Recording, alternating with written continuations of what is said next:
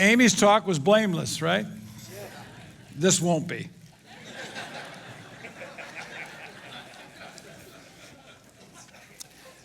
I'm working on a book.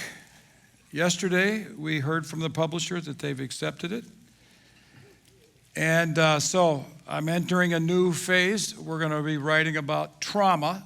I'm writing about trauma with a trauma therapist on nurturing trauma-sensitive spaces in Christian institutions and churches. Her name is Adrienne Gibson, and trauma is a very, very serious issue in the church.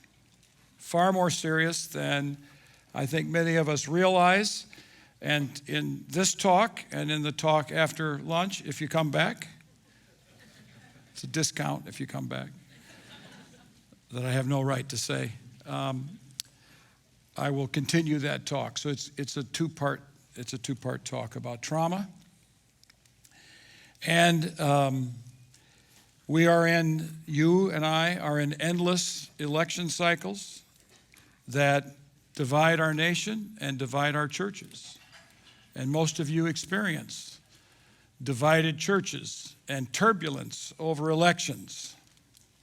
And people want to know where you stand. And during COVID, they were particularly irritated by you because of where you stood or didn't stand. And it was difficult. It was difficult for pastors in ways that safe professors do not sense. We just went on Zoom. It was so easy. And I didn't have to travel and speak. I got to stay home and write, which was like being on sabbatical. And it's not even kind to say that because I know what your experiences were during that time, but it was true. We are experiencing stories of abuse in our churches today. Power abuse, physical abuse, and sexual abuse. And these things cause trauma in people in churches. Trauma of both laity and leaders. And I've written with my daughter 2 books, A Church Called Tov and Pivot. If you haven't noticed that Pivot, the last 3 letters are Tov backwards. Very clever. And I had nothing to do with it. Didn't even know it till someone pointed it out to us. But after the Tov book was written, Laura, my daughter, and I, and Chris, 3 to 5 times a week got letters from churches. People in churches abused by people in churches. You know, it's okay to read about Bill Hybels. But when it's 3 to 5 a week for 16 months, it's overwhelming. There's a lot of trauma in churches today. A lot of trauma. And a lot of this trauma comes from church conflict. Conflict about stuff that we'd rather not talk about at times. And I've written another book with a student, Pastor Tommy Phillips, that has the title Invisible Jesus, with a catchy clickbait subtitle, Leaving the Church and Looking for Christ. Tommy is a musician and a pastor who has spent the last 10 years or more dealing with young leaders, people in the church who are deconstructing their faith. And he has been irritated beyond irritation by the way some apologists have talked about what deconstructors are actually doing, because he knows them. And I know them because a lot of them are my students who are pastors, who are also going through this process of deconstruction. And they're troubled by things in the church, and they have been theologically and intellectually and existentially traumatized by the church, by rigid ideas. And I'm frequently asked, what are these major ideas? So I'm going to give them to you. The status and treatment of women traumatizes women in the church and spouses of women who are gifted to lead and to teach and to preach and to elder and deacon and pastor. Political partisanship in the church is causing people to deconstruct their faith. They're sick and tired of a church that aligns with a single political party. I know that goes both ways, and a lot of people like to say it goes both ways, but I think we also know what this really means. Hypocrisy in the church is deeply troubling to some of these people, and they're going through it. And you as leaders are looking at these people who are questioning the church. Sexual identity issues. You know, I really don't care what you believe about this, because I care about people who are troubled by this as an issue in the church. And of course, I can go through the Bible. I've written about this, all right? Chapter 12, I believe, in A Fellowship of Difference, E-N-T-S, not E-N-C-E. It's a difficult issue in the Bible, but it is an existential issue for many young people who are wondering about the viability of the church. Social justice indifference, wages, what people make, housing, racism, ecology. These things matter to a lot of people in the United States. And these people show up in your churches and they want to hear a word about God, from God, about these issues. And if you are indifferent to these issues, it's easy to say we're not going to talk about politics, but there aren't very many pages in the Bible that aren't about politics. Amen. Have you read the law? What's that law about, you know? Is that about personal spirituality with Richard Foster? You can go hide in a mountain and pray? No. This is about justice in society. And the prophets, you know, they can get pretty wrapped up about this stuff. Justice. Jesus, his first sermon in Nazareth was hardly unpolitical. The Lord has anointed me to proclaim liberty for the poor, all right, and to release the captives. This is language from Isaiah 61 that is talking about what we would call politics. Now, maybe you can find not as much politics in Paul until you get to Romans 13, but you can't read the book of Revelation and not read about politics. That's Rome written large, and it is a powerful piece of castigation and political rhetoric about political corruption. So we can say we don't want to talk about politics, but we will not be faithful. And people want to hear a word from God about how to live as Christians in our society. There are rigid views of inerrancy and literal readings of the Bible that trouble young people who are questioning the Christian faith, and it leads them to deconstruction. Do we care about these things? Now, I might get in trouble with this one, but John said I'm a wild man, so I can, and I leave Saturday, so, you know, here we go. We'll be back. We'll be back. Dispensational kitsch. All right, this is not just a word about dispensationalism, though I could say words about that, but I'll avoid that. It has to do with something like anything Netanyahu says is right because he's in Israel. This is disturbing to me.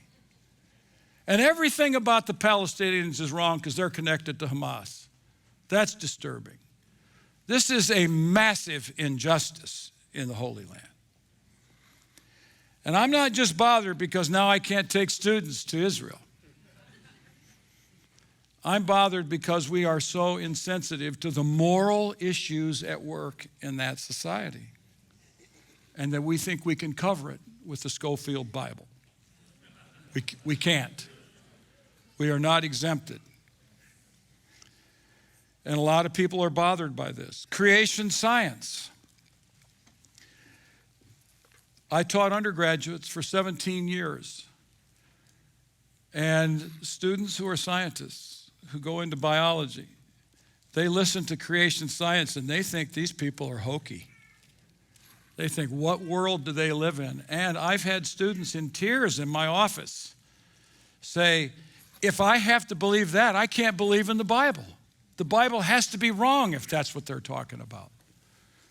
How do we explore these issues with people in our churches?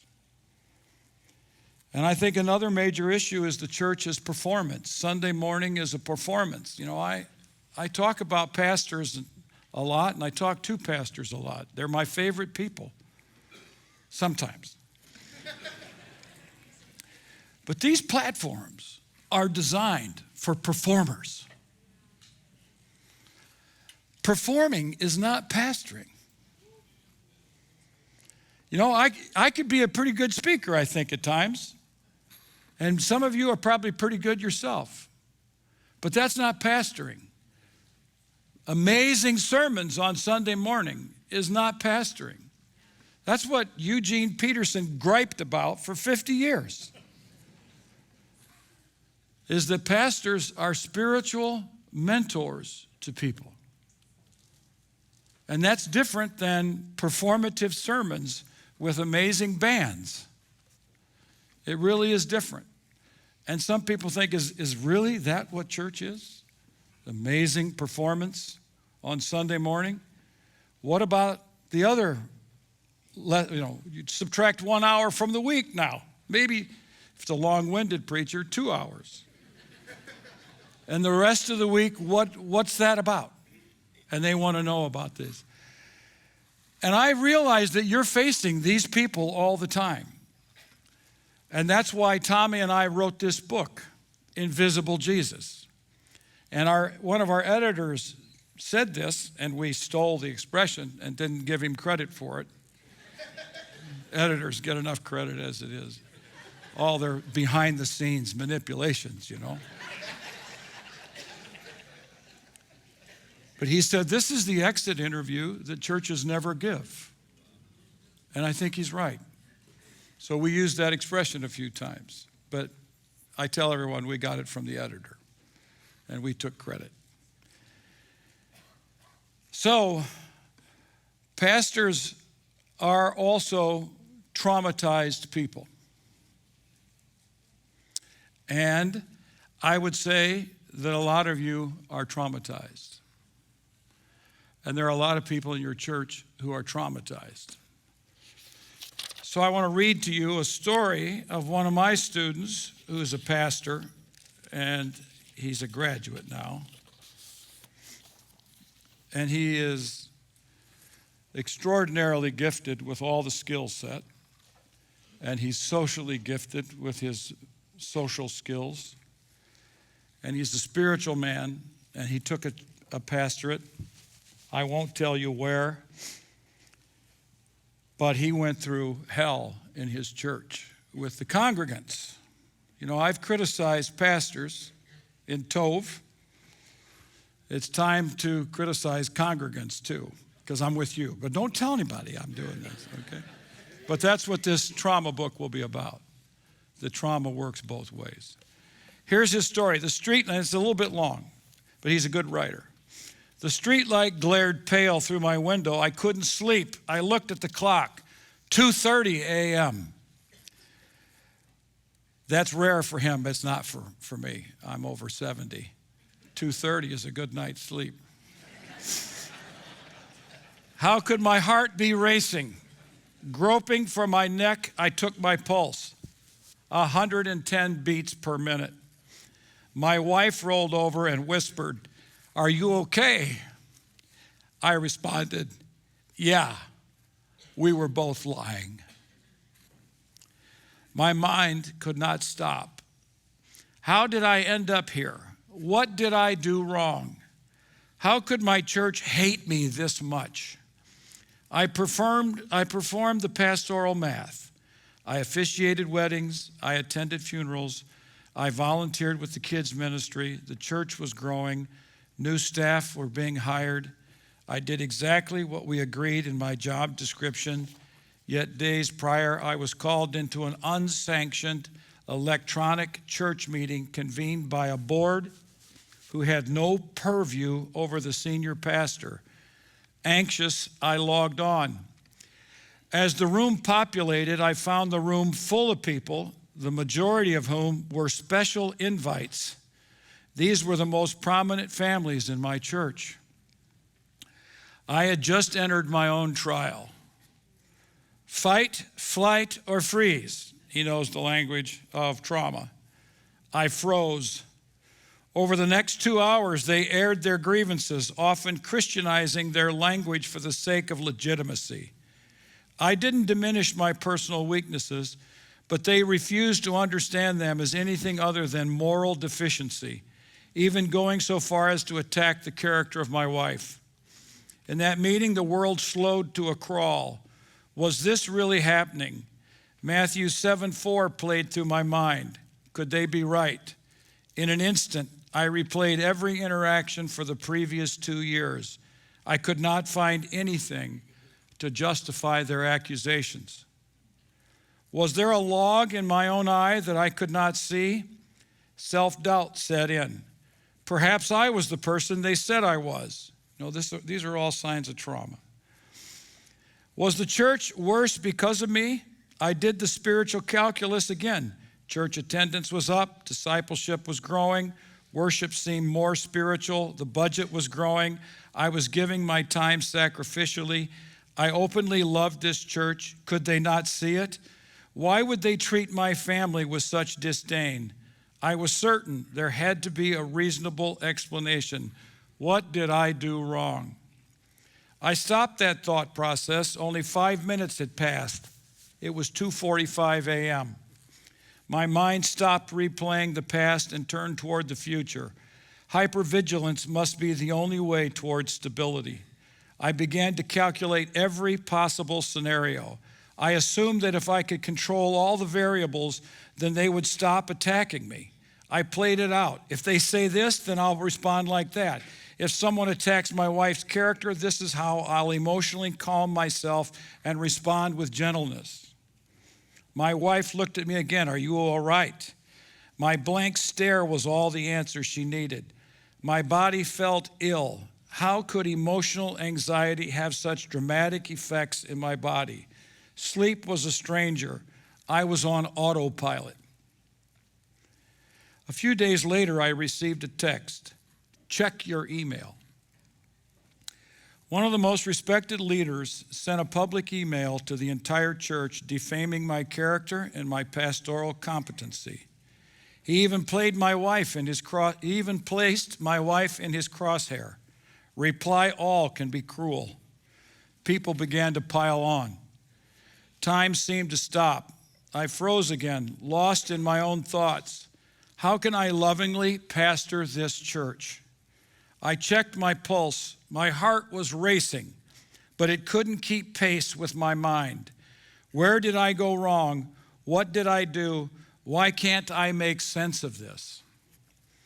At my breaking point, I went to the chair of my elder board for support. I did my best to explain.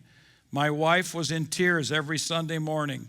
She dreaded going to church, but she feared being judged for not going to church even more. I was having panic attacks. I needed space. So I asked for a month off to seek therapy with my family. He agreed, so long as I promised to return every Sunday morning to deliver the sermon. Oh, he didn't want church leadership to show signs of weakness, not knowing how to respond. I agreed. Finally, we got reprieve. With little energy left to sustain my facade, the depth of my exhaustion and woundedness was laid bare in therapy. My mind still couldn't comprehend how I got here. Where did I go wrong? The past held no answers, and the future was murky with fear. Should I even be a pastor? Reluctantly, I came to realize that my pastoral heart and my financial needs were being leveraged against me. Pastors don't always hold power in a church. My church held extraordinary leverage over me. They validated my pastoral calling. They set my salary. They owned my home. They were dominant share of my family's social network.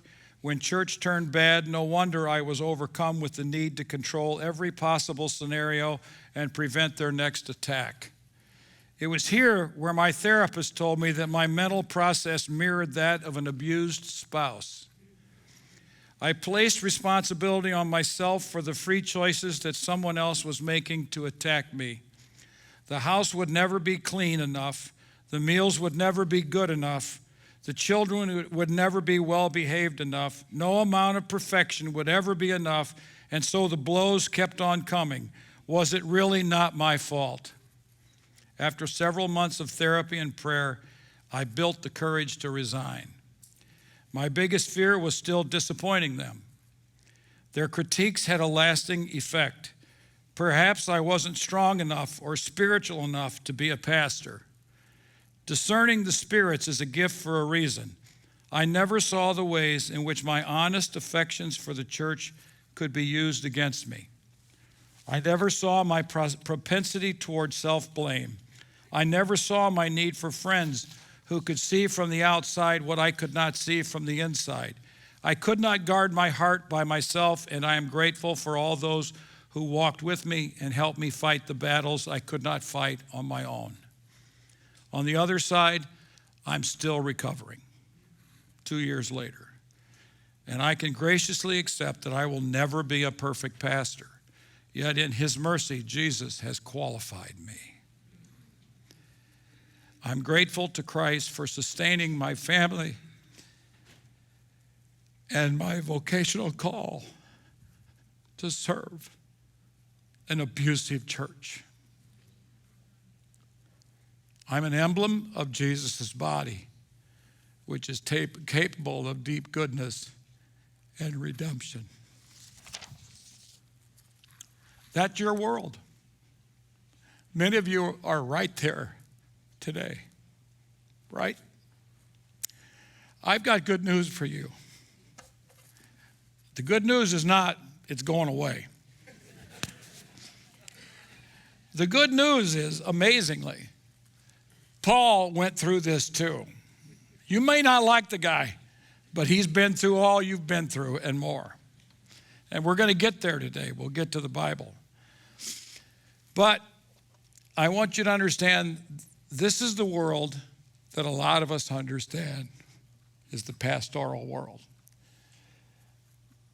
Blameless is a great word until you're being traumatized. And then you need a different word. Amy's given you one word. I'll give you some other words. It's hard. What you're doing is extremely difficult. And you will never be satisfied because church people will never be satisfied. It's the way it is. And you're called to serve them and to pastor them and to love them even when they don't love you. And that will be frequent. But Jesus has been there. Paul's been there. And we're going to talk about that. Okay? All right.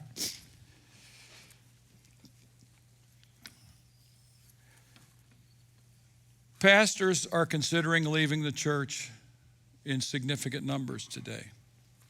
In 2023, a survey in the autumn of 2023 called Exploring the Pandemic Impact on Congregations indicated more than 40% of clergy had seriously pondered leaving the ministry since 2020.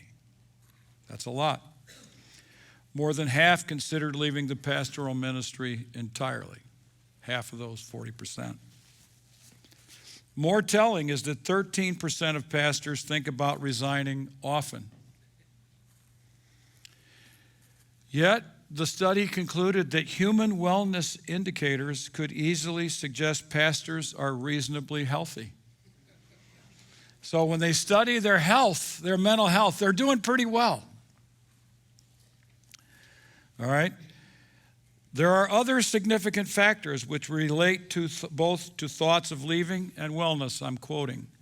Therefore, one must look elsewhere to understand the dynamics of why increased numbers of religious leaders are considering departing. For a clearer picture, we need to examine the changing contextual reality within the nation's faith communities. Other realities then are shaping this difficulty in pastoring, and I'm sure that 40% of the people sitting in this room have thought about jumping off the path. You're pretty normal. Decline in attendance is a significant issue.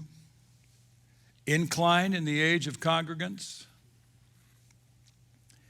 A growing resistance to any more post-pandemic changes in how churches operate. You know, the pivoting that took place during COVID was too much for a lot of people. It's just not the same taking the Lord's Supper on Zoom, is it? And some churches won't even do that. Bless their hearts.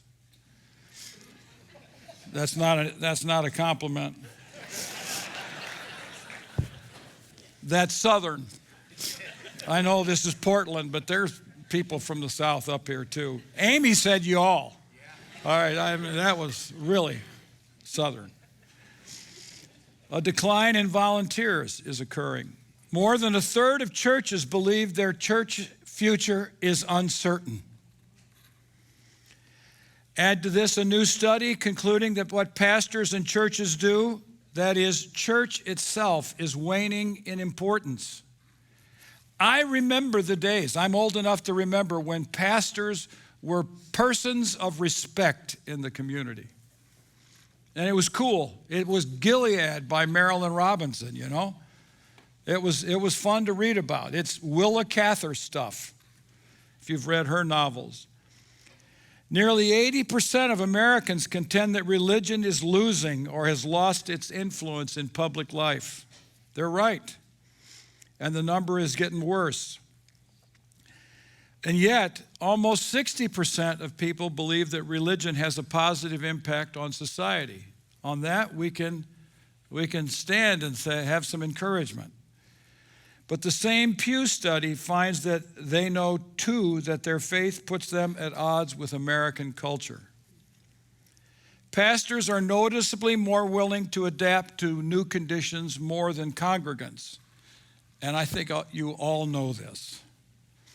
I remember, I don't think it was John Rosenstiel, but it was in his class, that someone said, you know how you move a piano from one side of the platform to the other?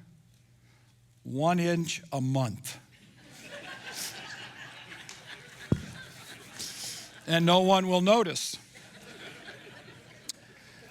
You try 6 feet in 1 week and you probably will get some emails. But one of the biggest issues facing pastors today is church conflict, and it is traumatizing for pastors. So what is fascinating to me is that the calling of pastors, what you feel most called to do, and the expectations of churches, congregants, are not the same thing. How did we get out of line in this way? Here's what pastors like to do. They like to walk with people during their spiritual journey and commitment to God. They like that. They like to have positive relationships with congregants. They like to be able to call their church family. They like worshiping and fellowshipping with one another, singing together, Sunday worship. They like to participate in outreach activities with one another. They know there's food insecurity and there's issues about poverty, and they like to participate in these things.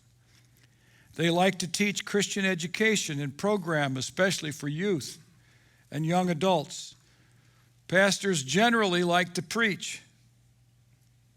Sermon preparation and Bible study matters to them.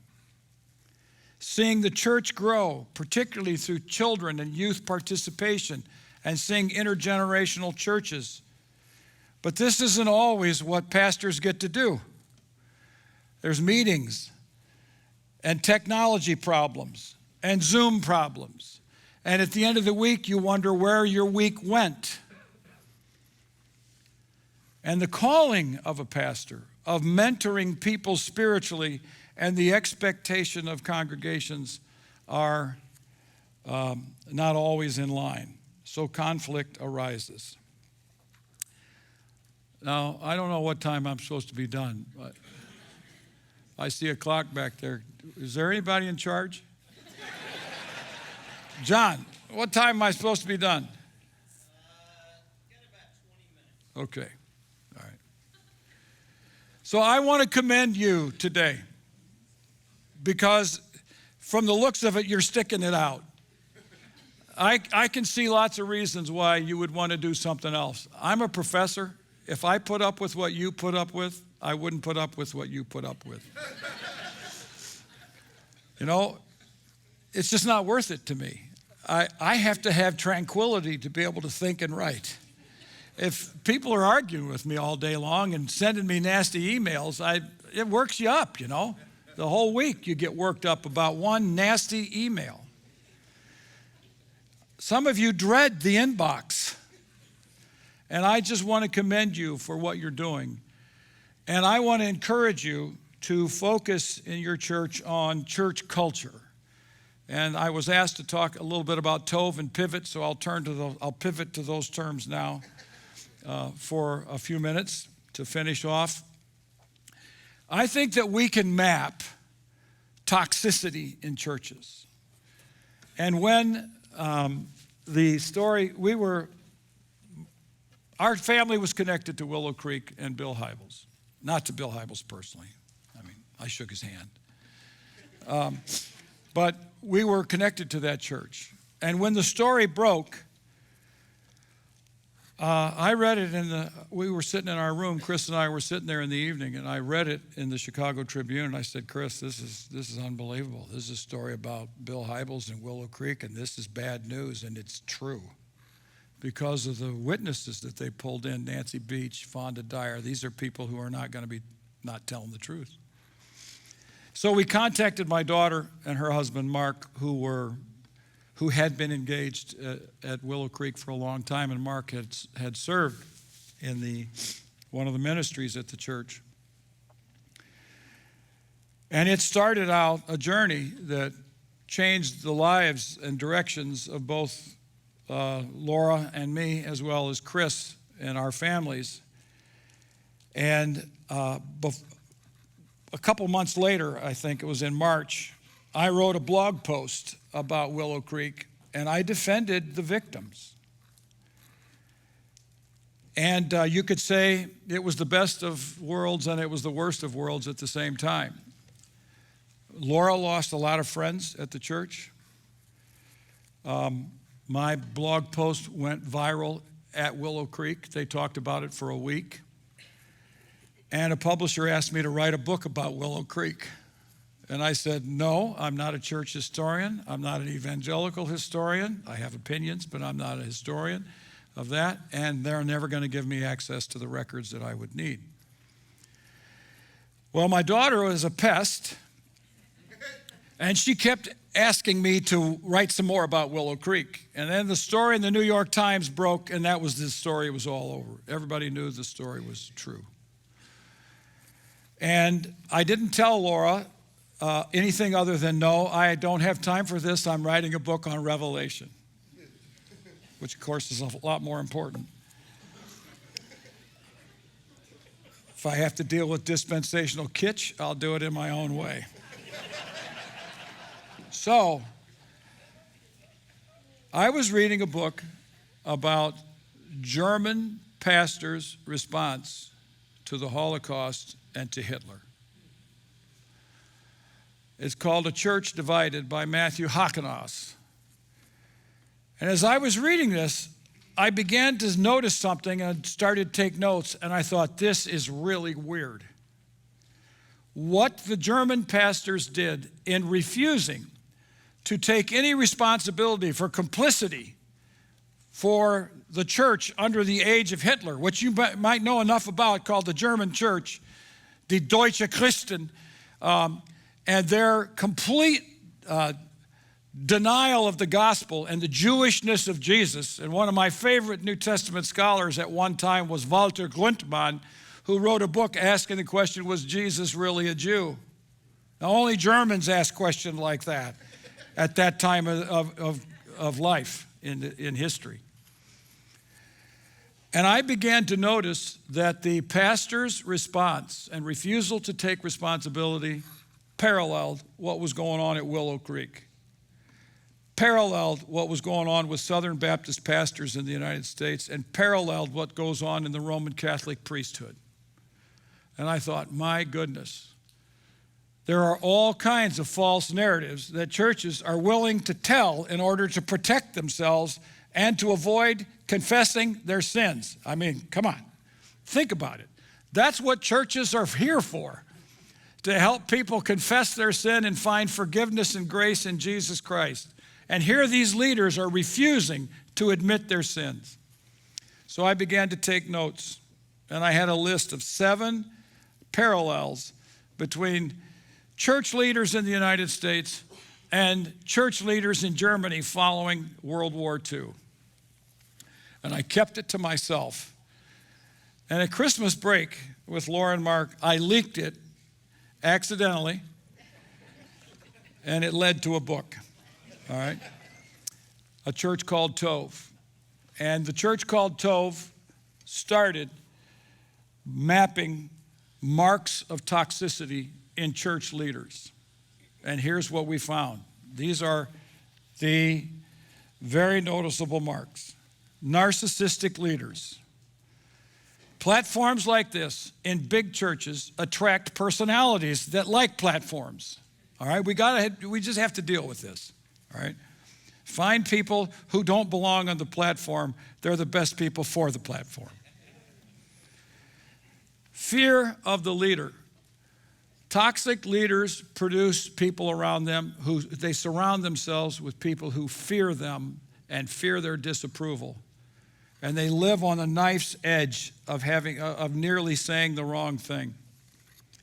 Institution creep, so that the institution matters so much that people are willing to compromise their principles and corrupt their morality to save the reputation of the institution in church.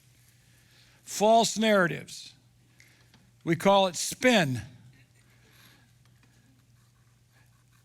Instead of telling the truth, they can spin the story.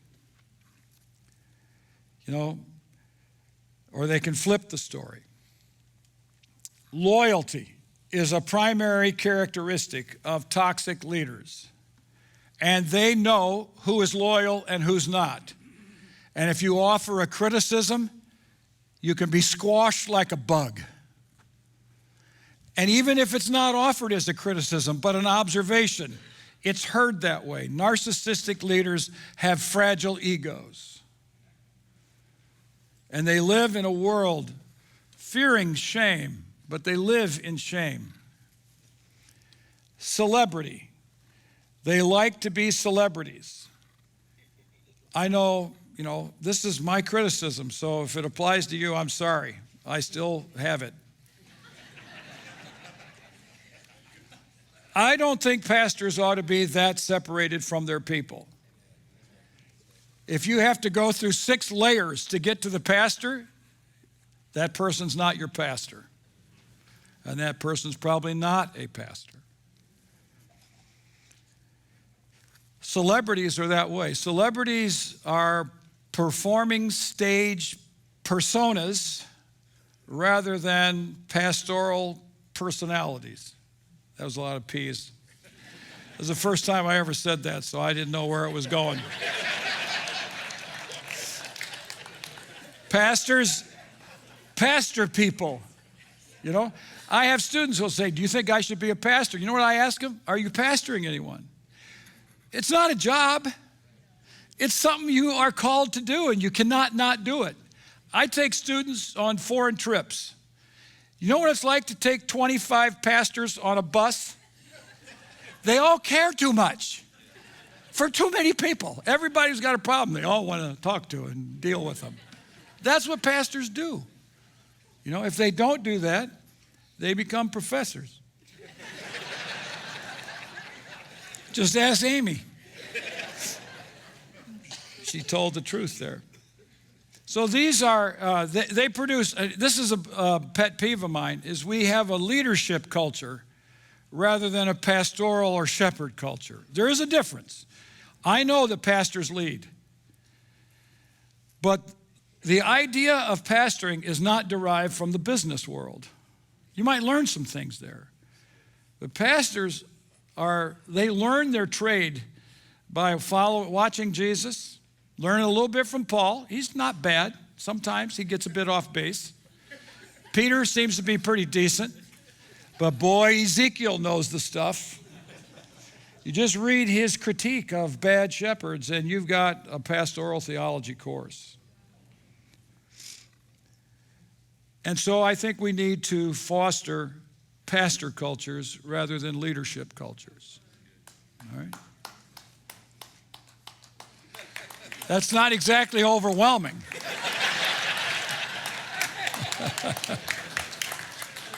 Okay, thank you. So we flipped the script. We saw these characteristics: narcissism, fear, institution creep, false narratives, loyalty, celebrity, and leadership. And we flipped the script. We didn't find these in the fruit of the Spirit. We flipped the script and said, what is to be replaced? What should it be? And here's what are characteristics of tov, the Hebrew word for good or goodness. Instead of a toxic culture, a tov culture. Empathy. You know, a narcissist has no empathy for anyone. Just watch them. You can see them on TV. Pastors have empathy. They feel it with other people. They administer grace.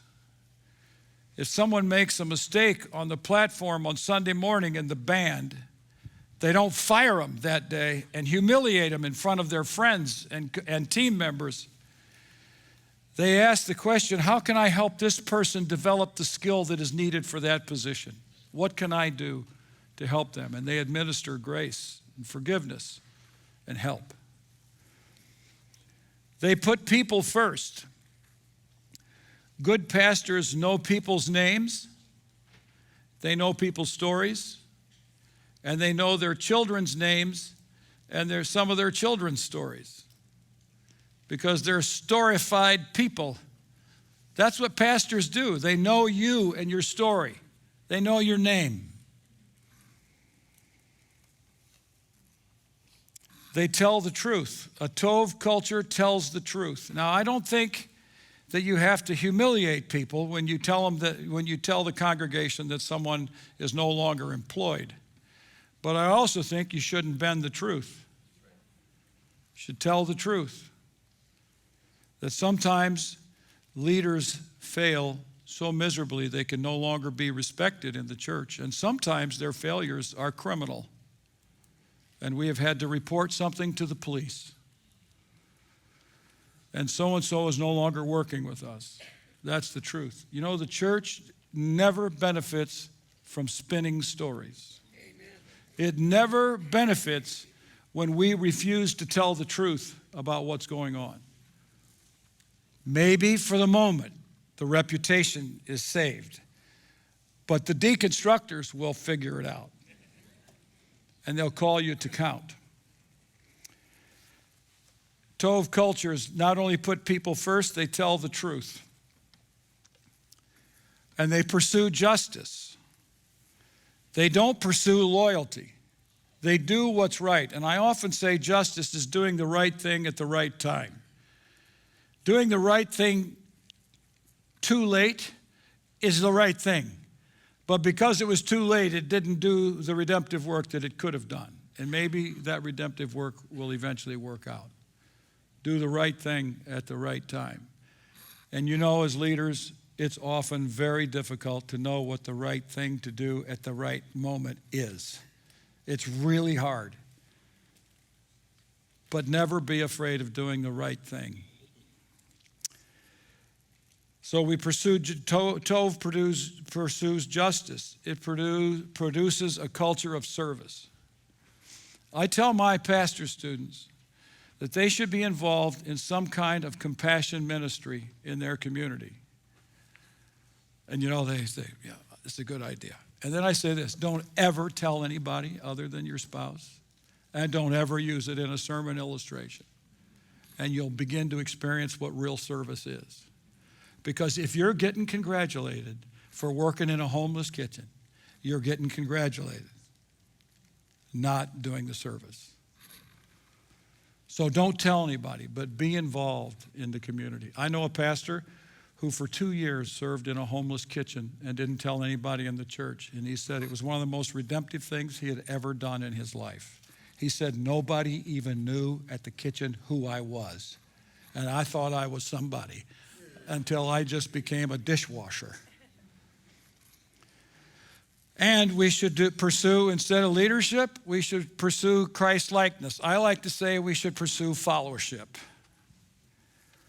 We should convey a culture in our churches that people come and they're going to see what it means to be like Christ. Amen. That they will not praise us, that they will come to church to encounter Jesus and to see him. And when they walk away, they don't say, that was a great sermon. They say, I saw the face of Jesus today. There's a big difference, Some preachers are really good at this, and some aren't. And we need to work on this. So I think we can map Tov and toxicity, and I have a couple minutes here. I'd like to talk about pivot in this way. To produce Tov cultures in churches, we're going to have to pivot. Now, I didn't know about the scene on one of those shows. I don't even know what the name of the show is. Maybe it's Friends. Friends? I didn't even know what the pivot scene was. But my daughter told me I was totally out of touch and irrelevant, and that I should know. And I said, well, nobody will know about that. And she said, Dad, everybody knows about this. So I posted on my Twitter, and it got like 20,000 views. I won't tell you what my normal posts get. All right. It's going to take time. It's going to take time to build a culture of Tov. It's not about a sermon series. As long as it took to build the culture that's in your church, it will take to undo the culture in your church. It takes years. And the standard line, I'm not kidding you, this comes from the business world, but I think it's right. The standard line is it takes 7 years to transform a culture of an institution when everybody's committed to transforming the culture. Now, getting a whole church committed to transforming as a church culture I think it has a zero chance unless you're Roger Williams, who is a Baptist pastor of a church of one. He could not get along with anybody, and eventually he had his own church, and it was himself. He wasn't even sure about his wife after a while. And you might know that he's the founder of the Baptists. Well, just so you might know American history. Roger Williams. Look him up. Google him. But wait a minute. 3 priorities that we need to develop. 3 priorities. Tov character. It's about character, not competence. Mr. Rogers is always a nice guy because of his character. Surround yourself with Tov characters. Find people to hang out with who are Tov. They'll make you Tover. That's a Hebrew word with an English ending. Practice Tov power. This is really difficult. Power is an issue, big issue. Character is an issue, power is an issue. Practice Tov power. Tov power serves others rather than aggrandizes it for itself. And find Tov examples to talk about. Now, in our Tov book, my daughter would find these stories and I'd say, I don't know, we might find out something else about this person. And lo and behold, we did. So the rule for Pivot was they had to be dead. And so we used Mr. Rogers. Mr. Rogers, I don't know of any bad stories about the guy who wanted to kill him, really destroy him and his reputation, interviewed him and said, the man on TV is the man of reality. So Mr. Rogers is fine as a good Tov example. But it's disappointing to use someone as example and then look at him in your book and you go, whoa, that was not a good choice. All right, so find Tov examples. Now, 3 priorities, 3 practices. Form Tov coalitions. That is, get some people together who have an understanding of Tov. And even to figure out what Tov is for your church is going to take work together. Studying the Bible independently and coming together and saying, these are the things we need to focus on. So you build a coalition of people. You take one step at a time. You can't preach Tov and the whole church transforms. Now that happens in hyper-Pentecostal congregations for a good couple hours. And then they go back to where they were. It takes a long time for this to happen, all right? So you're going to have to do one step at a time and say, we are not good at meeting new people who come into our church who are not like us. So we're going to take steps to work on this for the next year. And at the end of the year, we're going to give a brutal assessment of ourselves. And if we're not good enough on it, we're going to keep working on it until we get this figured out.